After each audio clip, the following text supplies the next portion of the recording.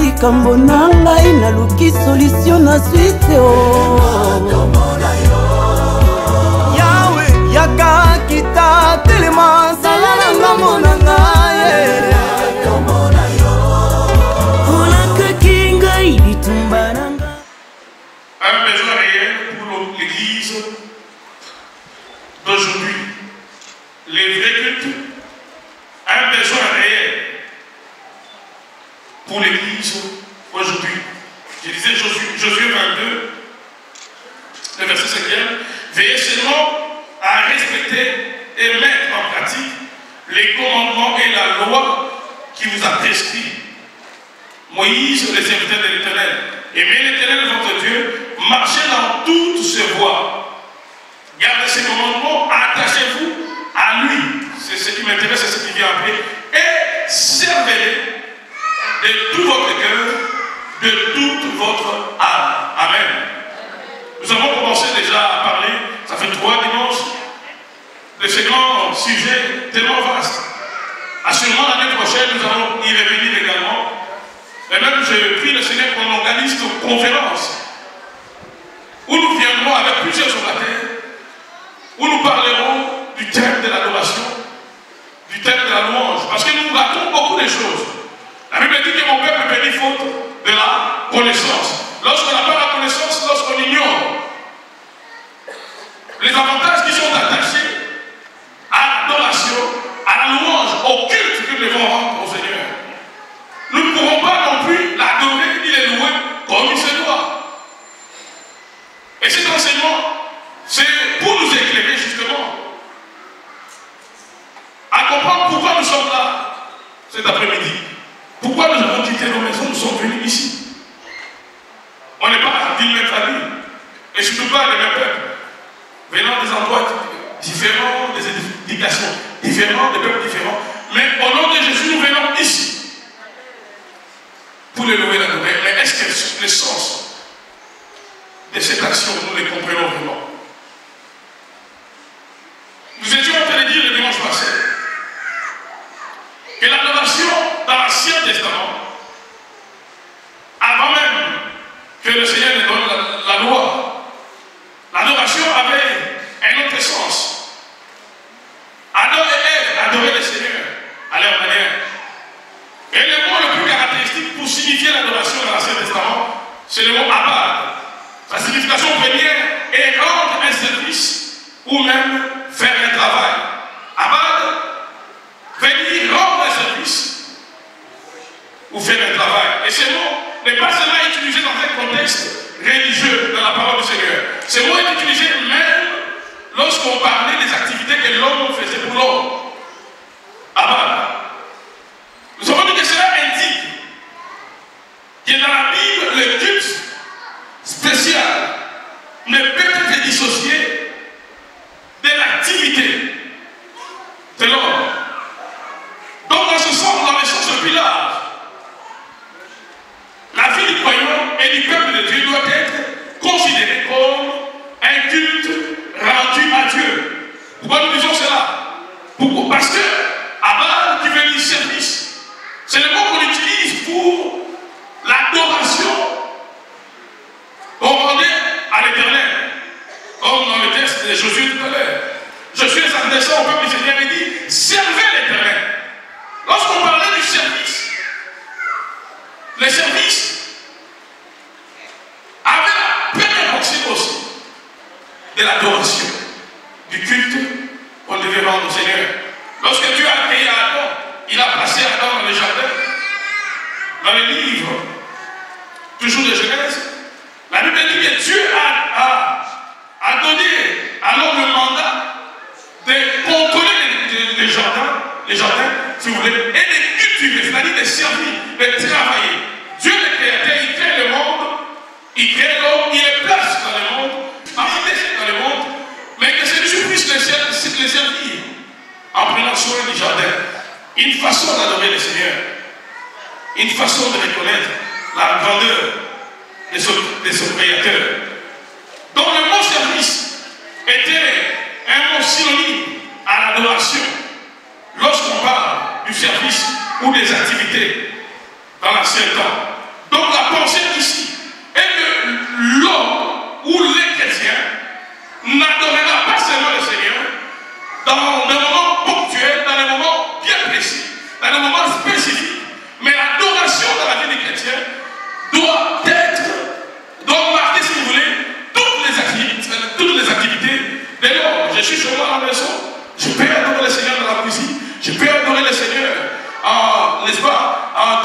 touche à mes enfants, je peux adorer le Seigneur au travail, je peux adorer le Seigneur dans toute activité que je suis en train de faire. Le culte que nous rendons au Seigneur n'est pas un mot, n'est pas quelque chose que nous faisons à un moment particulier, mais ça doit, n'est-ce pas, caractériser toute notre vie. Et dis Amen. Le culte doit caractériser toute notre vie. C'est ça le sens du mot Abba. Et nous avons aussi dit que dans la période pré-patriarcale, quand on parle de la période pré-patriarcale, c'est la période qui précède les patriarches comme Moïse, comme Abraham. Là nous sommes au livre de la Genèse. Au commencement, Dieu, lorsqu'il a appelé l'homme, il a chassé l'homme et la femme du jardin. L'homme et la femme ont eu Adam et Ève, les deux premiers enfants, Caïn et Abel. Nous voyons que dans cette période, on commence à adorer le Seigneur d'une autre façon. On commence à adorer le Seigneur, on commence à rendre culte à Dieu par les sacrifices et par l'offrande. Alléluia. Et les sacrifices et l'offrande vont aussi pénétrer la période de patriarche. Ça n'a pas commencé avec les patriarches, ça a commencé avant la venue des patriarches, comme Abraham. Mais l'adoration ou le culte par les sacrifices, ça va aussi être pratiqué à la période des patriarches. Et de sorte que Job, par exemple, que les historiens placent comme un contemporain d'Abraham, Job, la Bible nous dit, lorsque nous lisons dans le premier chapitre de Job, la Bible nous dit que lorsque les enfants de Job s'est rassemblés, lorsque, après avoir fêté, après le moment de réjouissance, Job offrait des sacrifices à l'Éternel pour ses enfants. Parce qu'il se disait peut-être l'un d'eux a offensé le Seigneur. Mais Job n'a pas vécu à l'époque de la loi. Job, j'insiste encore, d'après les historiens, il a vécu à l'époque probablement d'Abraham. Et il continue à cette époque-là à rendre culte au Seigneur par les sacrifices. Et Dieu va donner par la suite la loi à Moïse.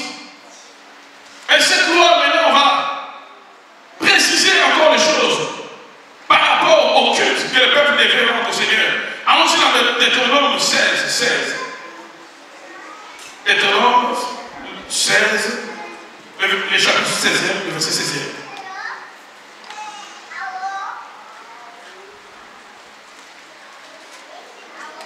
Nous sommes en train de voir le culte, comment les cultes, comment célébrer le Seigneur dans l'ancien temps.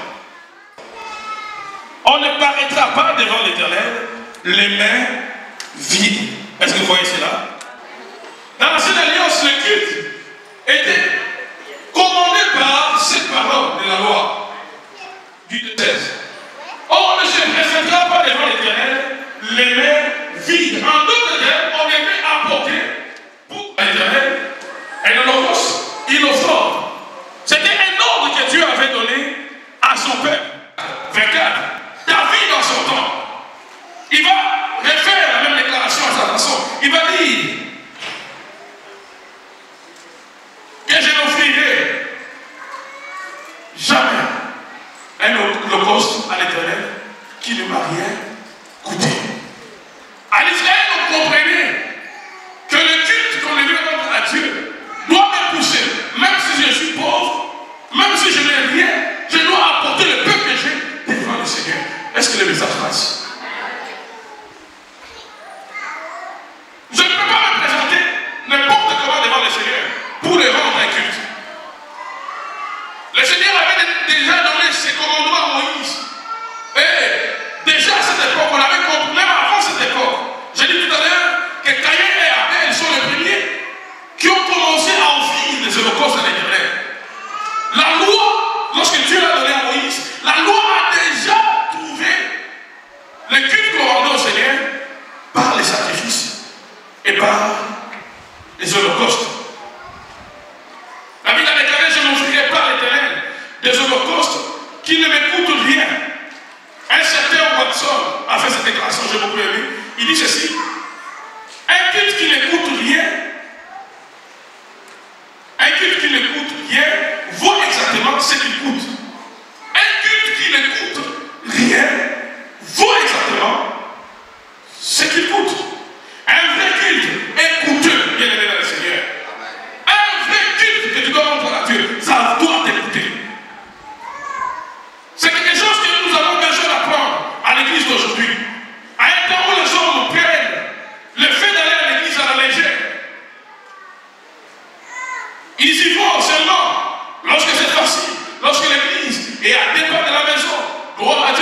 qui ont fait des kilomètres ce matin, qui ont pris les autoroutes pour venir et célébrer cet après-midi. Gloire à Dieu pour vous. Mais combien sont restés? Pourquoi? Parce que c'est loin l'église. On veut que tout soit facile. Combien viennent à l'église? Tout simplement lorsqu'il y a une certaine facilité. Lorsqu'on s'entend bien avec les pasteurs, lorsque tout ce que le pasteur dit, ça me plaît. Là, je peux aller célébrer le Seigneur. Alléluia. Lorsque la tête de certaines personnes me plaise, là, je peux aller célébrer l'Éternel. Et c'est comme ça que nous sommes entrés de banaliser les cultes que nous devons rendre au Seigneur. Et je me pose la question cet après-midi, est-ce que cet auditoire qui s'est levé ce matin, jusqu'à cet après-midi, comprend-il la raison d'être de sa présence cet après-midi? On va à l'église avec beaucoup de légèreté. On va à l'église pour d'autres buts que la prière, pour d'autres buts que le culte qu'on doit rendre au Seigneur. On va à l'église si on aime la chorale. On va à l'église si il y a un frère, une soeur, avec qui on a une relation, il va. Lorsqu'il arrête d'y aller, moi aussi j'arrête. Est-ce qu'on comprend vraiment? Lorsqu'on pose des tels comportements, est-ce qu'on comprend vraiment pourquoi on doit rendre un culte à Dieu? On va à l'église lorsque ce matin, ça va bien entre moi et ma femme, entre moi et mon mari. On est joyeux après avoir passé toute la soirée dans une fête. On est tellement joyeux là maintenant. On va à l'église. C'est dimanche matin. On va à l'église. Lorsque tout va bien, une promotion, j'ai une belle voiture, je n'ai pas un lieu où exposer ma voiture, alors je peux aller à l'église. C'est une opportunité pour moi, pour que tout le monde sache que j'ai une belle voiture, pour que tout le monde sache que je m'habille bien. J'ai une nouvelle paire de chaussures. Voilà les raisons pour lesquelles aujourd'hui on va à l'église. On ignore complètement le prix que nous devons payer pour rendre un culte à l'Éternel. Un vrai culte bien aimé dans le Seigneur. Je répète encore, écoutez, ça doit vous coûter, ça doit nous coûter. Alléluia. Un vrai culte a un grand prix qu'il faut payer.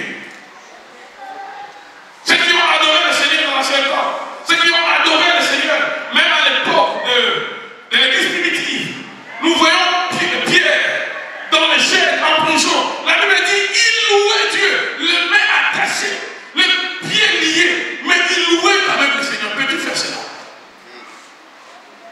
Un vrai culte doit t'écouter. Un sacrifice, tu as travaillé toute la semaine, fatigué, mais tu dois quand même t'élever, venir célébrer le Seigneur. Tu as peut-être travaillé le week-end, mais le matin, je dois aller à la maison du Seigneur. Il y a un prix bien aimé dans le Seigneur. Si nous voulons rendre un bon culte au Seigneur, un vrai culte au Seigneur, nous devons sortir bien aimé dans le Seigneur de cette mentalité qui nous pousse à négliger les raisons fondamentales de notre présence dans la maison du Seigneur. Nous devons sortir de cette médiocrité dans laquelle l'ennemi nous place. Où ma présence à l'église n'est justifiée que pour une autre raison, plutôt que pour la présence du Seigneur. J'y vais parce que tout le monde y va, j'y vais parce que je m'apprends bien avec ceux qui prient dans telle ou telle église. Voilà les raisons pour lesquelles nous allons à l'église. Je vais prier avec toi, lève ta main droite avec moi, déclare ceci avec moi. Seigneur Jésus, ouvre les yeux, afin que je connaisse l'importance de l'adoration que je dois te rendre. Je me laisse, Seigneur, devenir un adorateur qui t'adorera en esprit et en vérité. Les anciens comprenaient le prix du culte. Ils comprenaient la valeur. Ils comprenaient que pour rendre un culte au Seigneur, c'était coûteux. Ce n'était pas facile. Il fallait toujours avoir quelque chose. Et c'était même dans la mentalité du peuple. Pas seulement lorsqu'il fallait rendre un culte à Dieu,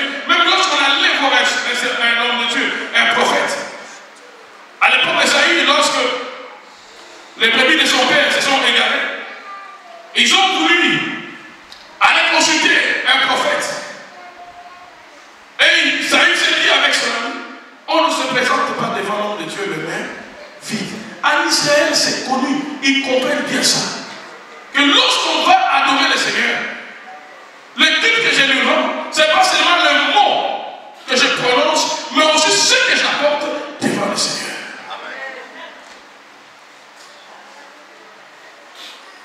Aujourd'hui, les services d'offrande, c'est un service. On a comme l'impression que c'est un service. Souvent, c'est à la fin du culte. C'est comme si c'était un service qui est hors culte. Alors que lorsque nous faisons les services d'offrande, ça fait partie de notre culte. Ça fait partie de l'adoration. Tu adores le Seigneur avec ce que Dieu t'a donné. Tu adores le Seigneur avec le peuple que le Seigneur t'a donné. Tu adores le Seigneur. Quand tu donnes, tu reconnais par cet acte-là que la force, que l'énergie, que le mouvement, que mon corps a pu avoir tout au long de la semaine, c'est grâce à Dieu. Si je t'apporte, Seigneur, ce n'est pas parce que tu es là pour ma besoin. C'est par reconnaissance. Je t'adore avec mes biens. Je t'adore avec tout ce que tu me donnes. Et celui qui a compris, un adorateur, qui a compris le sens de l'adoration, le sens du culte, c'est quelqu'un avec qui on ne peut pas insister sur de telles choses. C'est quelqu'un qui a compris que ce que j'ai, c'est Dieu qui me l'a donné. Et que je peux lui donner cela par signe de reconnaissance. Alléluia. Le culte est aussi une célébration. Naturellement, dans le monde, les célébrations constituent une partie importante de la vie. Nous fêtons les naissances, nous fêtons les mariages, des fois même les fêtes nationales. Journée de travail, personne ne travaille, on est content, on reste à la maison.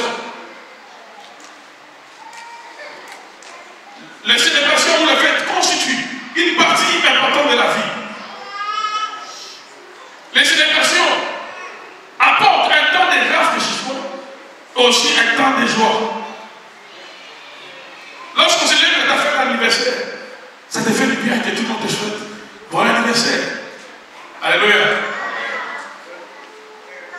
On attend les célébrations, on attend nos jours de fête avec impatience. Mais laissez-moi vous dire cet après-midi que le culte est aussi une célébration. Le culte est aussi une fête. Comme les jours des anniversaires, comme les fêtes d'anniversaire, les fêtes nationales ou n'importe quelle fête. Le culte aussi ramène le passé dans le présent. Tu es né il y a peut-être 40 ans, mais à une date précise, peut-être c'est le 20 juin, peut-être c'est aujourd'hui ou c'était hier. Mais chaque année, lorsqu'on arrivera le 20 juin, on ramène le passé dans le présent. On se rappelle que toi, tu étais né ce jour-là. On se réjouit, tu n'es pas né aujourd'hui, mais tu étais né peut-être il y a 20 ans, 30 ans, 40 ans. Mais à une date précise, quand cette date-là arrive, c'est comme si on ramène le passé dans le présent. C'est comme si on te retourne dans les berceaux. La joie qu'on avait, c'est le jour où tu es venu au monde. Cette joie-là, on ne fait que la maintenir année après année. Et le culte que nous demandons au Seigneur agit de la même façon.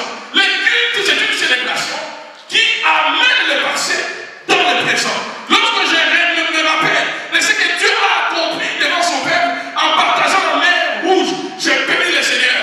Lorsque je me rappelle que face à Goliath, le Seigneur a donné à David la victoire, je bénis le Seigneur. Je peux aller dans ma propre vie. Lorsque je me rappelle qu'hier j'étais possédé, hier j'étais malade, hier il y avait des liens dans ma vie. Lorsque je me rappelle du passé, je bénis le Seigneur dans le présent. Donc le culte ramène le passé dans mon présent. C'est une célébration.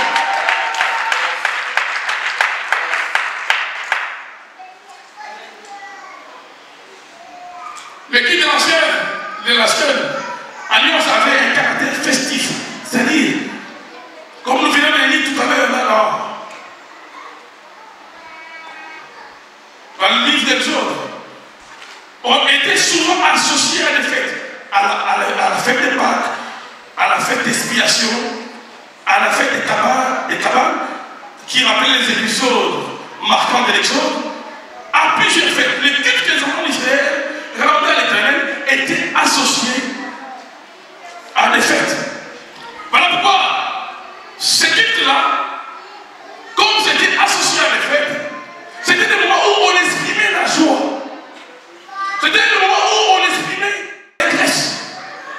Alléluia. C'est pourquoi David, dans le psaume 122, le verset 1, il dit ceci: je suis dans la joie quand on me dit allons dans la maison de l'Éternel. Pourquoi? Parce que lorsque je viens célébrer le Seigneur, c'est un moment de joie pour moi. Est-ce qu'on peut dire la joie? C'est quelque chose qu'on n'a plus aujourd'hui.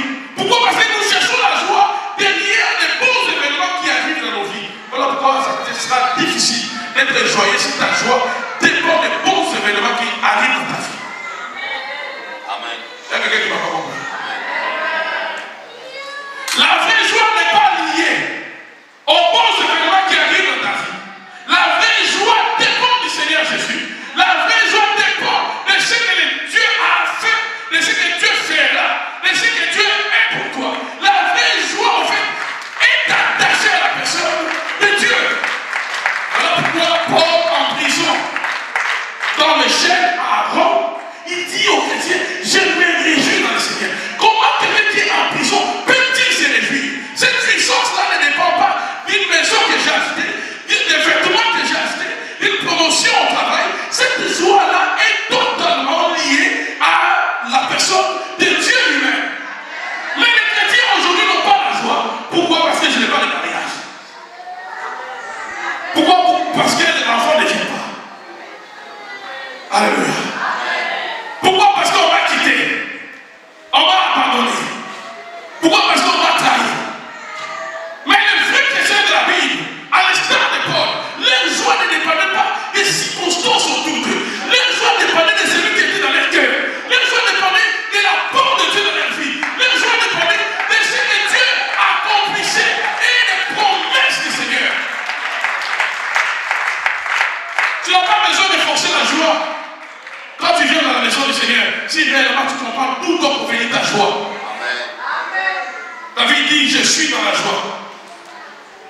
Non pas parce que je suis le roi d'Israël, non pas parce que j'ai des sujets qui sont sous mes autres. Je suis dans la joie quand on me dit allons dans la maison du Seigneur. Sommes-nous joyeux cet après-midi? Alléluia. Sommes-nous joyeux? Combien viennent à l'église avec des têtes d'enterrement, avec de la tristesse?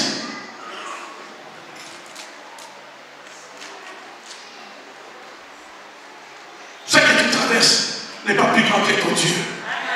Les circonstances que tu traverses n'est pas comparable à la puissance de ton Dieu. Ce que tu manques n'est pas comparable à l'amour de Dieu pour toi. Déjà les faits que tu respires, même si tu manques, déjà les faits que tu bouges, même si tu n'as pas tout ce que tu veux, témoigne de la grandeur de Dieu. Mais puisque tout cela, tu peux l'adorer. Mais puisque tout cela, tu peux sourire. Il y a sur certains visages, il n'y a plus de sourire.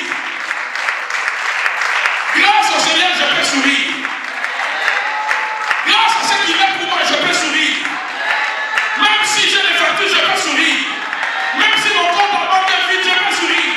Même si mon fils est malade, je peux sourire. Même si j'ai manque à l'année, je peux sourire. Je peux sourire.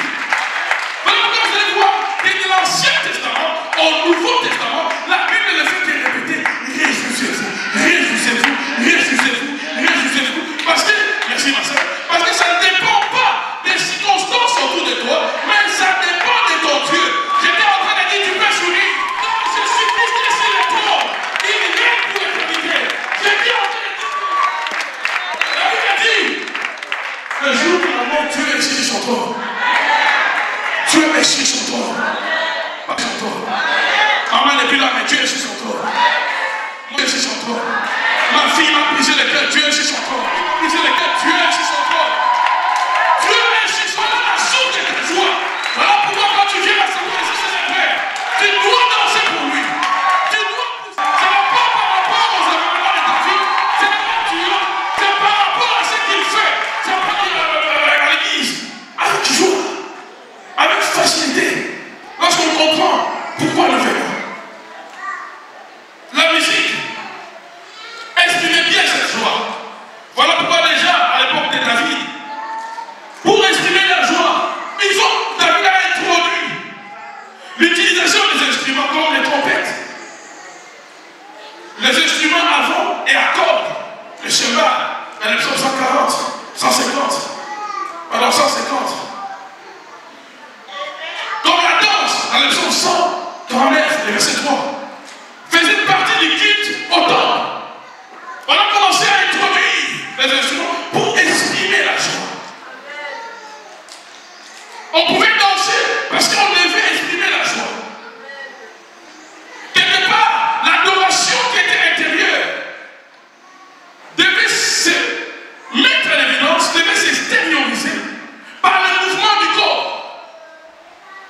Alléluia.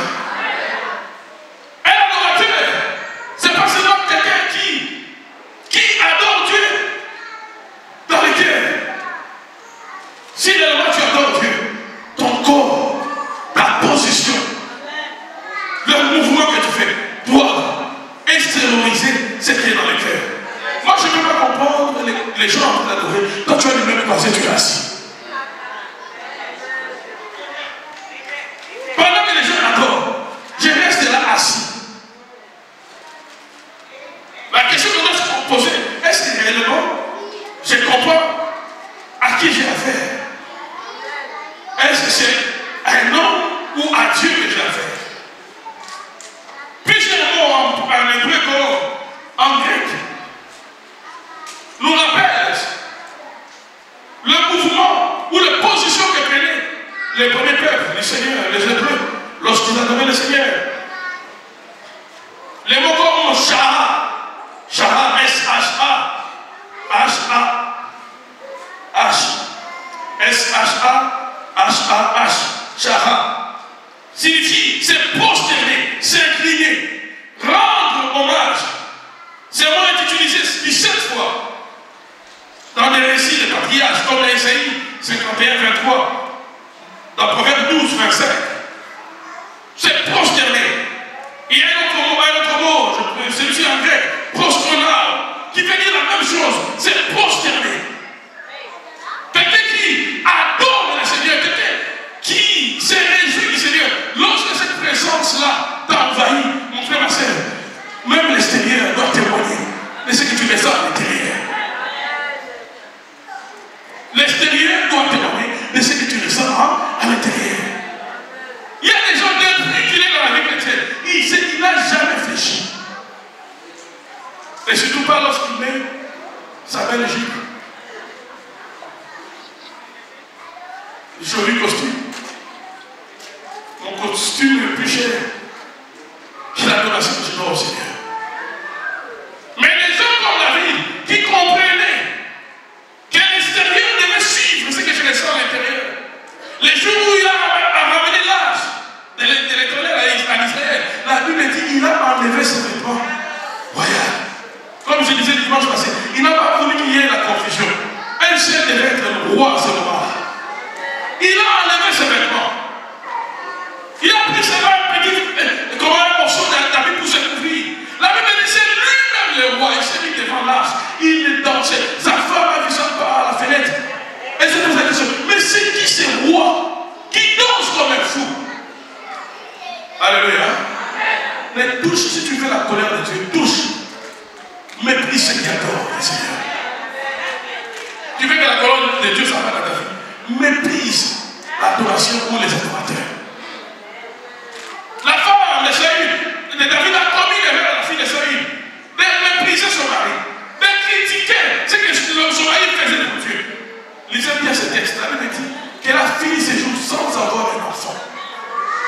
Et l'auteur parle de sa stérilité directement par rapport à son attitude à l'égard de l'adorateur et de l'adoration. Tu veux les problèmes avec Dieu, méprise ceux qui adorent le Seigneur. Lorsqu'un homme comme Michael Jackson, lorsqu'il était vivant, lorsqu'il passait, on trouve ça normal que les filles puissent s'évaluer. Ah!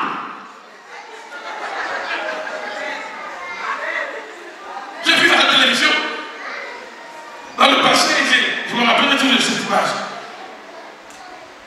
Cette star-là, jouait un concert, donnait un concert. Toutes les filles qui étaient devant là, elles pleuraient. C'est l'arme-là qui vous gaspillait. Utilisez ça pour vos péchés. La personne devant qui vous êtes en train de verser les larmes, c'est une personne malheureuse. Une personne qui tombe à la nuit. Une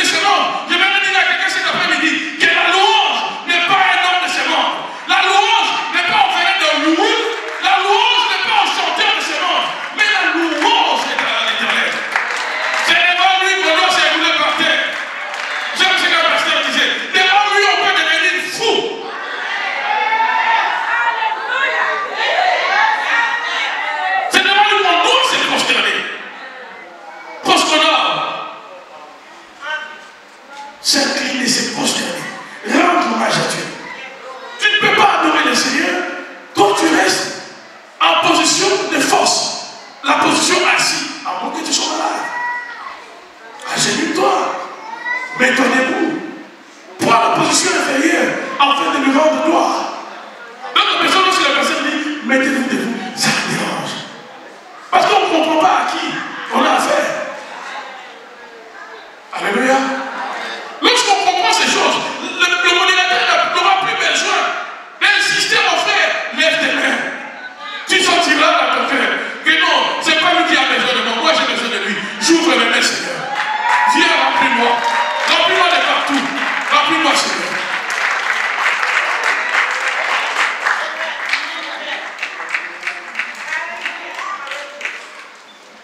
Plusieurs mots sont utilisés pour nommer l'adoration. J'avais dit pour nommer les actions extérieures de l'adorateur. Justement dans le but de manifester que ce que l'homme ressent dans son cœur pour son Créateur, doit être exprimé à l'extérieur. Et lorsque l'adoration ou le culte est célébré de cette façon, mon frère, ma soeur, Dieu ne reste pas indifférent. On exprime sa joie par des instruments, par des danses. Depuis l'ancien temps, depuis l'époque de David. Et la langue dominante, d'après les chercheurs, du culte de cette époque-là était la joie. Même les cris de joie en hébreu, rana. On dit que lorsque les Hébreux s'est réalisé qu'il y avait des tailles qui devaient rendre un culte à Dieu, il y avait beaucoup de bruit. Alléluia. Je ne sais pas pour les messages de Dieu. Beaucoup de bruit. Des cris de joie. Des cris de joie suscités par les offres de Dieu pour le salut de son peuple dans le passé comme dans le présent. Psaume 31, le verset 11.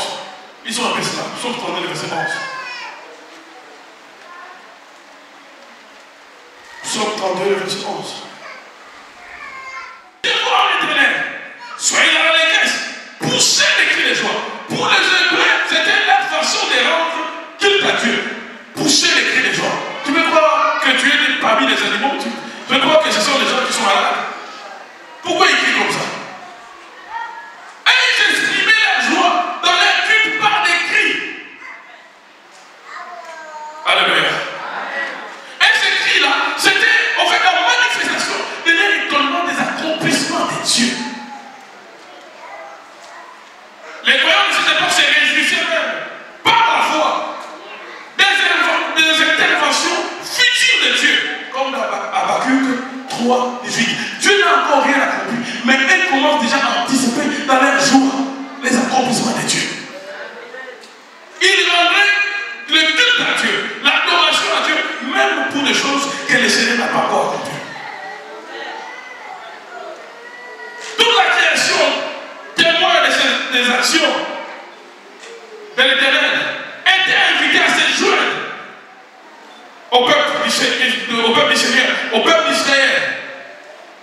En fait, même la création adore le Seigneur. Et dans plusieurs versets dans les psaumes, David invite les animaux, il invite le soleil, il invite les montagnes, il invite la nature aussi à se joindre à eux, afin d'adorer le Seigneur. Comme le psaume 19, le verset 5, psaume 89, le verset 12.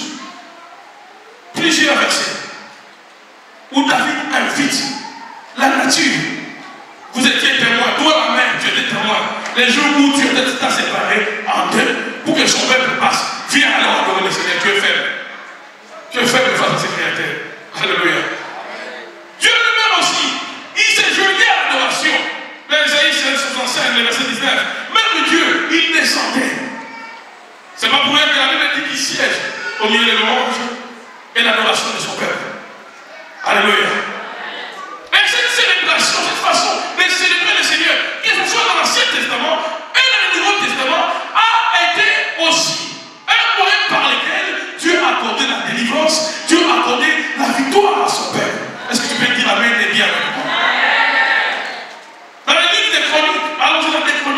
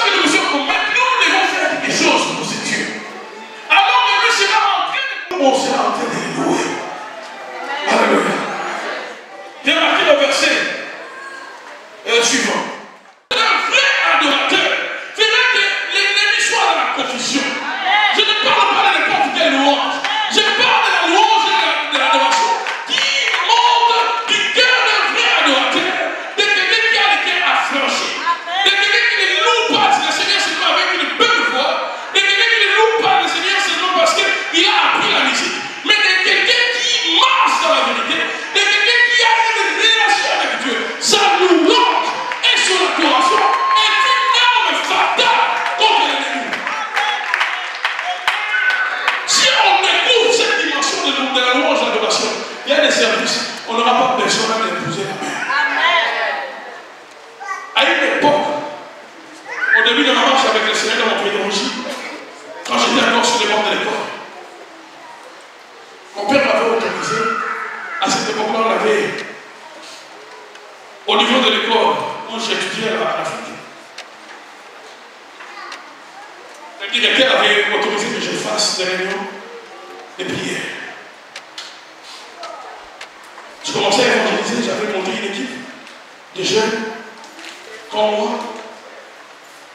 Et chaque samedi, on commençait à prêcher la parole. On avait attiré tellement une foule, et à un certain moment, ça commençait même à déstabiliser les activités de l'école. Finalement, le directeur a dit plus d'activités de religion ici à l'église, à l'école. J'étais obligé de trouver un endroit. Et mon père m'avait autorisé. On avait des salons, il y avait un grand salon pour les parents, un petit salon pour les enfants. Il m'avait autorisé que le grand salon, son salon à lui, soit utilisé par moi et les autres amis qui avaient besoin de la prière. Et je me rappellerai toujours, il y avait un jour où on était à plusieurs. On a commencé à chanter, il n'y avait pas d'instrument, il n'y avait pas de tambour, il n'y avait rien du tout. On chantait et on battait les mains. On chantait pendant au moins 3 heures, la même chanson. Comme j'avais dit la fois dernière, des fois Dieu peut inspirer dans toute ta vie une seule chanson. Une seule chanson qui doit faire descendre sa gloire. Et il faut que les adorateurs soient aussi sensibles, qu'ils comprennent que cette chanson-là, c'est la chanson que Dieu a au moins pour ce culte-là, pour cette réunion-là. On a commencé à chanter une seule chanson pendant 3 heures. On chantait. Et parmi les jeunes, les écoliers, les élèves qui étaient là, il y en avait qui avaient des maladies. Il y avait une fille qui avait des problèmes d'appendicite, qui devait subir une opération. Directement, quand plus on chantait, il y en avait qui ont été baptisés du Saint-Esprit avec la manifestation de parler en langue. C'est le monde de l'adoration. Quand j'ai vu cela, j'ai dit à mon collaborateur, j'ai dit, l'onction est tellement forte. Tout ce que nous allons faire, ça va nous réussir. Tout ce que nous allons faire, ça va nous réussir. J'ai dit à mon ami, on profite, tous ceux qui sont malades, c'est maintenant les moments où ils doivent être guéris. C'est maintenant les moments. Parce que l'adoration avait déjà fait descendre Dieu. On n'avait pas d'instrument. Pendant les instruments chantants, une seule chanson, pendant 3 heures, la gloire de Dieu est descendue. Les gens qui parlaient, alors à ce moment-là, on commençait à entrer dans la foule. On a commencé à imposer tous ceux qui étaient malades, notamment la fille dont je parlais aujourd'hui. Elle était guérie sur place. Et dès que je lui ai posé les mains, elle a commencé à prier d'abord en anglais, elle ne parlait pas anglais. Ensuite en espagnol, on pouvait écouter. Et quand je dis en espagnol, ce n'est pas des syllabes que les gens ne comprennent pas. Des mots, si tu comprends, c'est de la maladie. Tu dois normalement comprendre ce qu'elle est en train de dire à Dieu. Alléluia. La gloire de Dieu est descendue. Et quand on a compris cela à cette époque-là, la plupart des temps dans les rassemblements que j'ai dirigés, des élèves, des jeunes à Kinshasa, on prenait des temps dans l'adoration. Et on peut prendre 2 syllabes dans la langue. Jésus est Dieu, Jésus est Dieu. On battait les mains, Jésus est Dieu, Jésus est Dieu. Jusqu'à ce que le feu de Dieu sorte, que la gloire de Dieu descende. Sans que nous 12 personnes, ceux qui ont des liens, les esprits-là vont commencer à partir, à se manifester comme ça. Et Dieu a opéré avec nous d'une façon incroyable, tout simplement parce qu'on comprenait la place de la louange et de l'adoration. Je dis cela simplement pour te dire, mon frère, ma soeur, si dans l'église nous découvrons ce que Dieu peut faire par les canaux de la louange et de l'adoration, nous serons réellement les chercher. Nous allons réellement chercher ce Dieu, afin qu'il opère, qu'il nous enseigne, que ce qui nous conduise aussi soit rempli de Dieu, soit rempli de l'onction. Parce que lorsqu'on est rempli, on peut facilement libérer la puissance dès qu'on tient le micro. Vous n'avez même pas demandé cela. Lorsque le pasteur prend le micro, il entend la cantique. Peut-être que ce n'est pas une belle voix, mais parce qu'il y a l'onction. Parce qu'il y a l'onction, ça fait la différence. Alléluia. Josaphat, il va placer des musiciens. Commencer à rendre un culte à Dieu au moment du combat. Combien de gens sont là? Déstabilisés. Lorsque l'ennemi se lève dans la vie. Combien sont capables de rendre la louange à Dieu? Lorsqu'une maladie fatale se lève. Combien sont capables d'adorer le Seigneur? Lorsque ça ne va pas dans la vie. Combien sont-ils capables? On ignore que c'est le moment propice où nous devons témoigner notre fidélité, notre confiance à Dieu. C'est lorsque l'ennemi se lève dans nos vies. Lorsqu'il se lève vraiment, toi lève-toi aussi pour rendre écoute à Dieu. Mets-toi debout pour adorer le Seigneur. En ce moment-là, tout ce que tu vas demander, Dieu va te l'accorder. Je disais, Dieu va te l'accorder. De l'Ancien Testament au Nouveau Testament, Dieu s'est manifesté dans la vie des gens qui ont loué des circonstances impossibles. Pensez à Paul, en prison, enchaîné avec Silas. La Bible dit, ils sont cela, ça sera le dernier texte, et puis on va prier. Alors c'est l'acte des apôtres. Acte des apôtres. Acte 7.